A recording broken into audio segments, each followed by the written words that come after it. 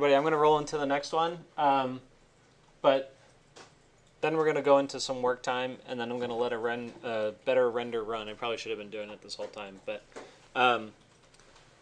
what I want to show you is color correction and sort of contrasting and lightening and stuff like that. So what I was showing you before is, or rather everything I've shown you today is sort of additive, and they're all sort of filters on top of the image, and so therefore they affect the colors, the contrast, the brightness of everything that is beneath it, sometimes in conflicting ways. So with everything on, it looks like this. With everything off, it looks like that.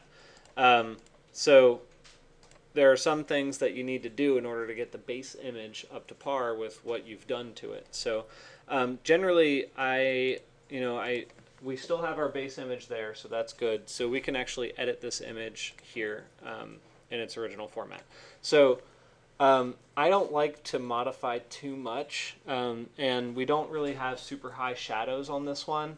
But when you have a really detailed render and it's done longer and with higher resolution, you'll see a little bit more. But the things that I like to adjust are obviously under the adjustments panel. I'll frequently mess around with brightness and contrast, maybe vibrance in some cases, and I'll change shadows and highlights. That's really it, and it's subtle. There are very little adjustments to each one of them. So let's start with shadows and highlights. It's a good place to start. So similar to curves, this is going to increase your brights, and it's going to decrease your darks. So you can bump up shadows to a brighter percentage, or you can knock them down.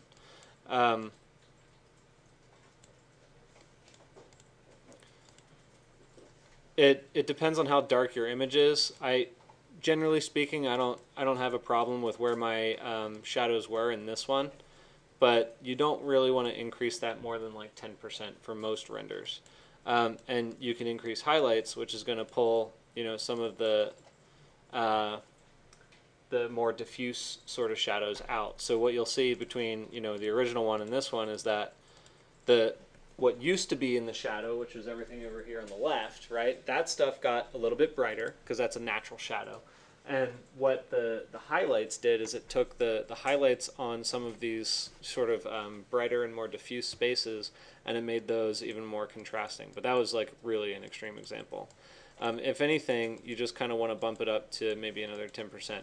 And then use that toggle feature. That's going to be really important, right? Because I look at it now, objectively, and I'm like, oh, it looks like the same image. I didn't do anything. But if you just kind of toggle back and forth between these two, you'll see that it really made the image pop quite a bit. Like I've got sort of bland brown on the left and bland tan on the right. But once I sort of increased it, I've got something that's a little bit of a softer brown and a brighter tan. I don't know. It depends on what you're looking for your image. But well, actually, I think I want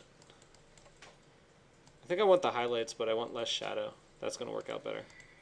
Yeah, I want that. I didn't want to increase the shadow very much. Okay, so that's shadows and highlights.